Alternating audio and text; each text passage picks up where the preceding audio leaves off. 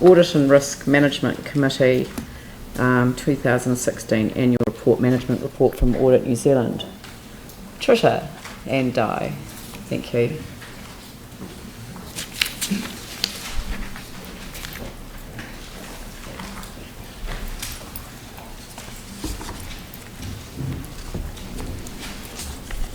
This is obviously, quite a focused technical report in relation to the issues that it raises with respect to skirts. So I particularly was keen for either or both of you to give us a bit of an overview of the issues, in particular the one issue that led to us having the new oh gosh, my brain's not working properly. The new, the comment from the audit office in relation to our capitalising of monies paid to SCIRT, and the second issue is in relation to their handing over of and not knowing the value of the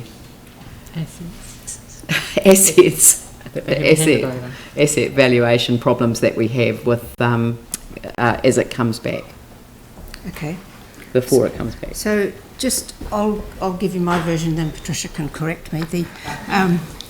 The way it works with SCIRT is that we receive monthly accounts from them, which the Crown, Council and NZTA pay as they're received, and that's really to keep them solvent and it is work in progress, so that the amount we pay goes into a work in progress account, because at that point we don't know what's been done for the month and we have no and the job isn't finished, so we can't do anything with it. As projects are completed and the paperwork is done and it comes back through the asset owners on the fourth floor and up to ourselves, we then have sufficient detail to identify whether it's a capital project, like for example wastewater pipe replacement, or whether it is just a repair to an existing asset. And Patricia coached me earlier that a repair is something which doesn't extend the life, but a replacement clearly does. And the analogy was painting your house, which doesn't extend the life of your house, whereas if you recladded it from weatherboard to some other cladding, it does, and you'd capitalise that cost.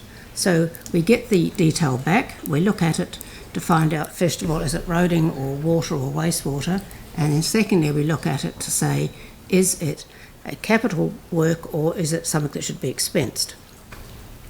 So that's in an overview what happens. That's the most simple explanation that I've heard, so I'm glad I asked you the question.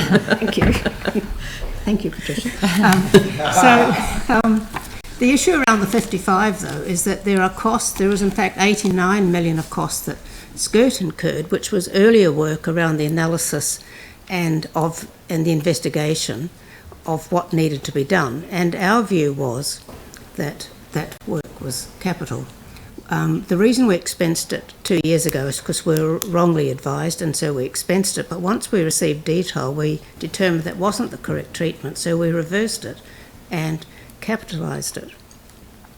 And the reasons for why I set out in the audit paper for it. Now, audit disagreed with us, and we sought external advice, and we also sought the advice of the chair of Audit and Risk Committee, and we remained convinced that our approach was correct. So we continue to process it as a capitalised item. Just to give you, if we were to expense it the way audit was suggesting, we'd actually have to write an amount off at the end because we'd have a balance left over. But so in essence, we and audit agreed to disagree. That they didn't agree, but we did, and so we stayed with what we were doing. Now, the other thing that I have to say that was in the back of my mind is we already had a qualified opinion because we knew we couldn't value the roading to a satisfactory level. And so if you've already got a qualified opinion, there's not much worse can happen, really, so we stuck to it. And that's, in essence, why we disagreed with audit. We still think we're right, but you'd appreciate with accounting that it's not always absolutely black and white. Yeah, but I just wanted to kind of have it on the record that this is a technical Yes. issue. It's not, it doesn't in any way invalidate any aspect of our report. It's simply a technical disagreement between Yes. the auditor and our accountants and Yes. our advisors, Yes. who are also auditors in Yes. their own right. Very good. So, does anyone have any questions? Yanni? Thank you. I just have two questions. One is, in regards to the valuation of the roading network, I see in the Audit New Zealand letter that we revalued it in 2015, but it wasn't considered adequate. And likewise, they make reference to the stormwater. So when do we have a date on when we think we can get an adequate valuation of our roading and our stormwater? And if so, what is that date? Stormwater's been done this year, and I'm confident that we'll pass the test for stormwater. The problem before had been that we hadn't fully identified the assets because the focus of the asset owners was more around wastewater and roading, which have far greater impact on the accounts. Roading is still an issue, and the problem there is that the traditional method of valuing roading is to look at the age of it, and if the road's 50 years old, then you look to, you know it's going to need total replacement, and it's valued on that basis. The problem we've got with our roading is that because of the damage that's been done, we've got a condition assessment, but the mere fact that a road is only 10 or 20 years old doesn't mean it's going to last another 30 because of the damage done under the earthquake. And the problem we have with ourselves and Audit is we can't find a method to value it that everybody can agree on. We have a condition assessment and we have a schedule to repair, but what we can't do is link the condition assessment to the fact that it must be repaired within a certain 5 or 10 year time frame, or that it in fact could extend longer. Now, we've worked on it for 2 years and we are working with Audit to try and resolve it, and with the valuers. The problem is no one else values them that way. And we would talk to NZTA, but who obviously have some of the same problem, but they treat it differently. I'm hopeful that we can do it this year, but I have to say I'm not as confident on roading as I am on the stormwater. Is the methodology for NZTA different because what? Why is the NZTA methodology for valuing roads different from a council? I didn't go back and check the answer to that. I'm sorry, before I came down. I talked to Mark Yaxley prior to Christmas, and I can certainly go back and follow up on him more, but what I'm saying is the path is not as clear on that as it is on stormwater. And the second question I had was just in relation to page 32 of our agenda, and the key messages.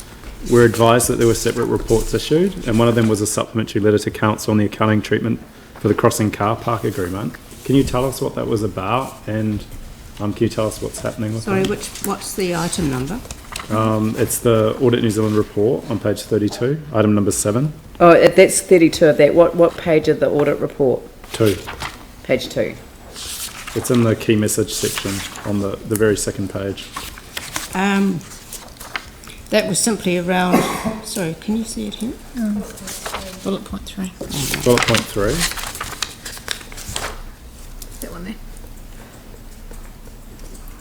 This is simply how that Audit New Zealand have expressed wanted to raise some issues into how we were going to account for the crossing car park transaction.